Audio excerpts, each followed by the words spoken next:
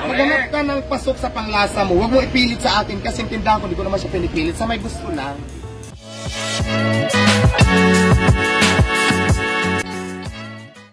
Naglabas ng kanyang reaksyon si Diwata sa viral video ng talent manager na si OG Diaz, kaugnay sa mga kakilala niyang kumain ng Paris Overload ni Diwata at sinabing hindi raw pasok sa panlasa nila ang pagkain na tinitinda ni Diwata. Gayunpaman nilinaw ni OG Diaz na kanya-kanya naman talagang panlasa ang mga tao sa mga pagkain magugustuhan nila at hindi. At hindi pa naman niya natitikman ang Paris ni Diwata, iyon ay sinabi lamang ng kanyang mga kakilalang nakatikim na. Nag-viral ang sinabing ito ni OG at nakatanggap pa siya ng pambabatiko sa mga netizens. Naitanong naman kay Diwata ang patungkol dito ng ilang vloggers at sinabi niyang hindi big deal sa kanya kung mayroong mga taong hindi nagugustuhan ang pagkain kanilang tinitinda. Maaari naman raw pumili ng ibang makakainan na pasok sa kanilang panlasa. Hindi naman raw pilitan ang kanyang pagnenegosyo at nagbibigay lamang siya ng mapagpipilian ng mga tao na makakain gaya ng kanyang paresan. Pahayag ni Diwata, wala akong pakialam sa kanila. Tulad ng sinasabi ko, kung hindi niyo gusto ang pagkain ko, mag-scroll pumunta sa ibang nagtitinda. Marami naman kami rin nagtitinda, di ba? Yung pagtitinda ko kasi hindi ko yan pinipili. Kung hindi mo gusto, marami namang kainan. Ang sinasabi nila na hindi pasok sa panlasa, edi maghanap ka ng pasok sa panlasa. Problema ba yun? Maghanap ka ng pasok sa panlasa mo. Huwag mo ipilit sa akin kasi yung tindahan ko di ko naman siya pinipilit sa may gusto lamang.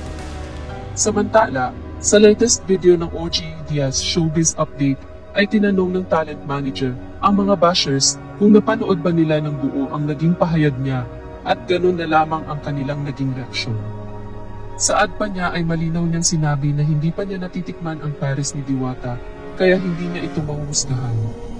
At nabanggit din niya ang suporta kay Diwata na patuloy na umaasenso ang negosyo.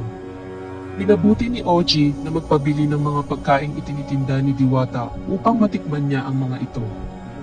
Aniya ay okay naman ang lasa ng Paris para sa halaga nito at dagdag pa niya ay imbis na pumila siya ay nagpabili na lamang siya at natanggap niya na mainit pa ang sabaw. Sa ad ni OG Diaz, okay naman. Hindi rin ganun ka-fabulous. For 100 pesos, okay naman siya, hindi na masama. Pero may mga kaibigan tayo na hindi pasok sa panlasa nila. Pero sa akin, kesa pumila ako doon sa pagkahaba-haba, napakainit pa ng panahon, nagpabili na lang ako.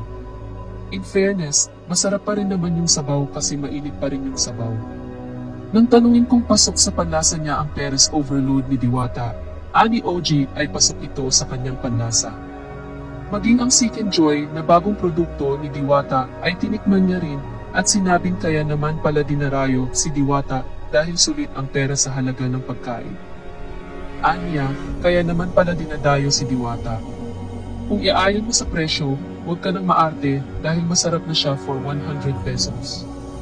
Biniro pa niya si Diwata kung may kinikita pa ba ito sa mura ng kanyang paninda. Sa huli, ipinaabot niya ang pagbati at hangad niya na magtuloy-tuloy ang tagumpay ng negosyo ni Diwata.